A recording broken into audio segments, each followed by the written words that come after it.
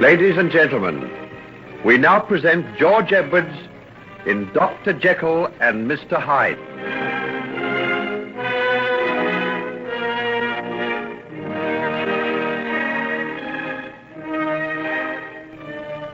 Robert Louis Stevenson startled the world when he gave it Dr. Jekyll and Mr. Hyde, this masterly portrayal of the warring forces of good and evil forever struggling for ascendancy in every human breast.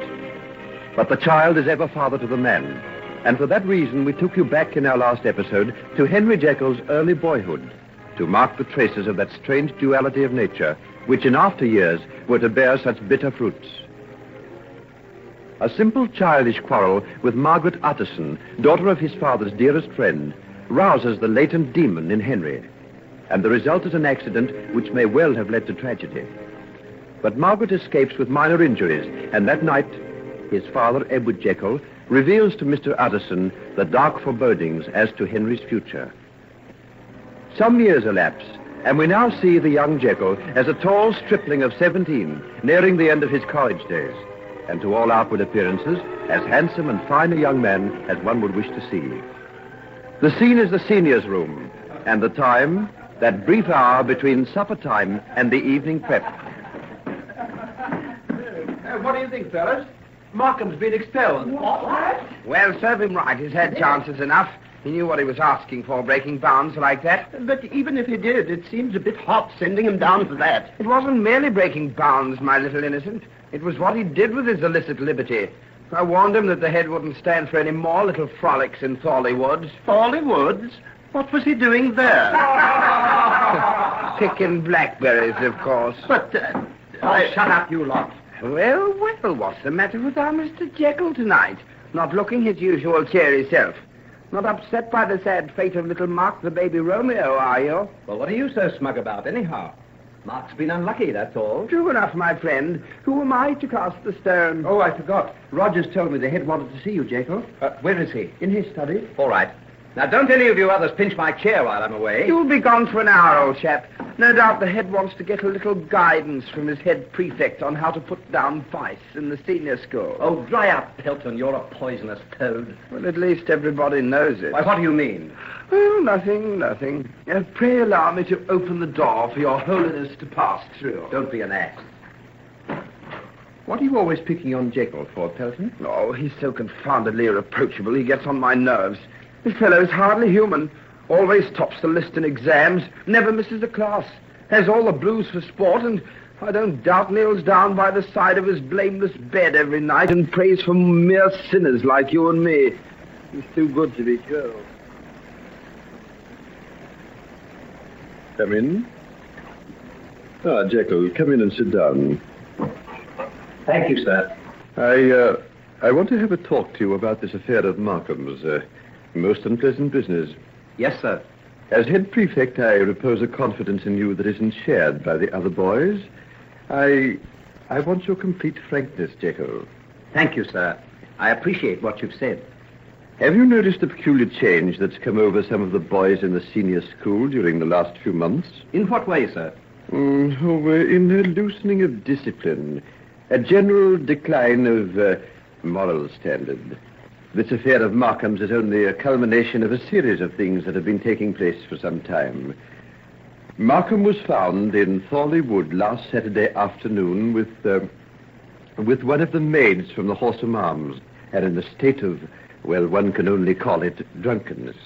Markham was? Oh, you find it hard to believe. So do I, Jekyll. But there can be no possible mistake. Mr. Finch, the classic master, was walking through the woods with his wife, and, what they saw made it impossible for me to allow young Markham to remain at this college any longer. I see. But Markham was not alone. There was another boy with him, but he was apparently sober and heard the sound of footsteps. He ran away through the undergrowth before either Mr. or Mrs. Finch could see who it was. And Markham didn't say who he was? And refused to say a word. Jekyll, have you any idea as to who this other boy could be? I, sir? Why, no, I haven't the least idea. I have a feeling that if we could find him, We may put our fingers on the cause of all this unpleasantness that's been happening during the past few months. A boy like Markham wouldn't have sunk to that sort of thing unless someone had influenced him. Mind you, I'm not asking you to spy out on your friends, but I do hope I can count on your help in clearing up this matter. Markham's life is ruined. I can't stand by and see other boys destroy themselves without doing everything in my power to stop it. You understand, Jekyll? Yes, sir. I understand, sir. We must stamp out this vicious thing that suddenly appeared in the school, as one would put one's heel on the head of a reptile. And with as little pity. You would not be guilty of treachery. I want to point that out. If you told me anything you knew or suspected. No, sir. I understand that perfectly, sir. Good. Well, I can rely on you. Come to me if you have any idea as to who is at the bottom of this, and everything you tell me will be treated with the greatest confidence. You haven't any suspicions offhand, have you? No, sir. Not the remotest idea. Why, I can't imagine anyone who could do such a thing, sir. Well, keep your eyes and ears open and report to me immediately. Oh, there's the bell for evening prep. I won't keep you any longer. Oh, Jekyll, when do you sit for your exams? At the end of next month, sir. I'd be sorry to lose you. Going to do medicine, aren't you? Medicine and science, sir. I expect you to do well. You've always been a credit to us, Jekyll. Thank you, sir. I hope I always shall be, sir. By the way, you might have a word with young Markham sometime this evening. He asked to see you. It mightn't do any harm to talk to him. Where is he, sir? Up in the tower room. I thought it best to put him there, away from all the other boys. I'll see him before I go to bed, sir. And don't forget, report back to me anything of interest he might have to tell you. Good night, Jekyll. Just close the door, will you?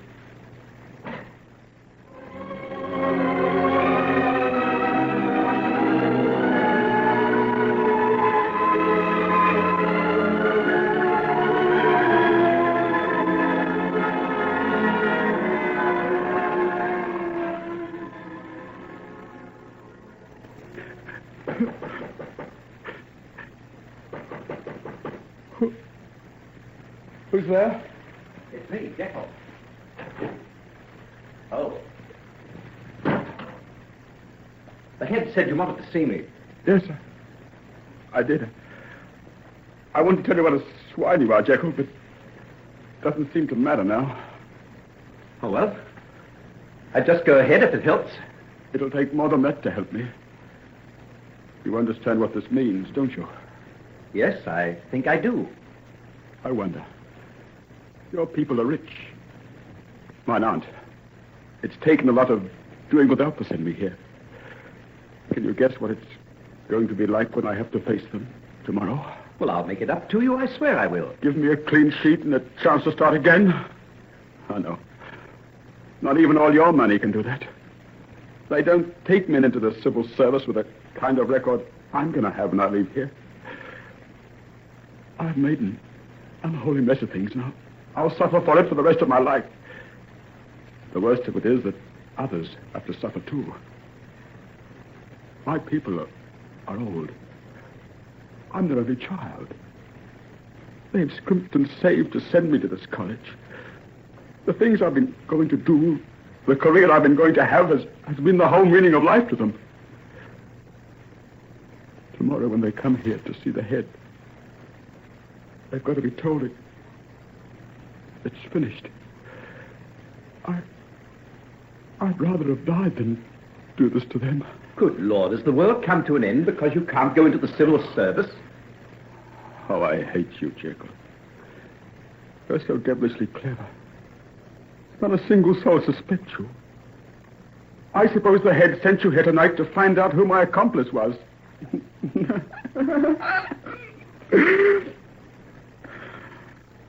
That's funny.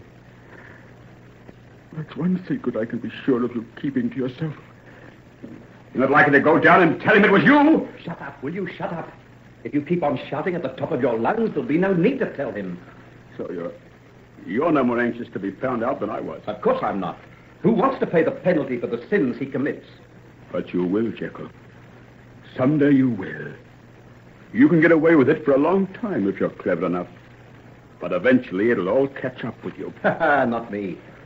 I'll get away with it always. I'll find a way somehow. I could prove you're wrong right now. How? By going downstairs and telling the head who was with me that day in Thornley Wood. You wouldn't do that, Markham. I'm not so sure that I wouldn't. Why should I take the whole of it? If it hadn't been for you, I'd never have gone there. Never have spoken to those girls, never drunk their beastly wine. But you wouldn't tell the head, Markham. I would, I tell... Jekyll. Good heavens, Jekyll. Why are you looking at me like that? What's come over you? Don't stare at me that way. Your eyes.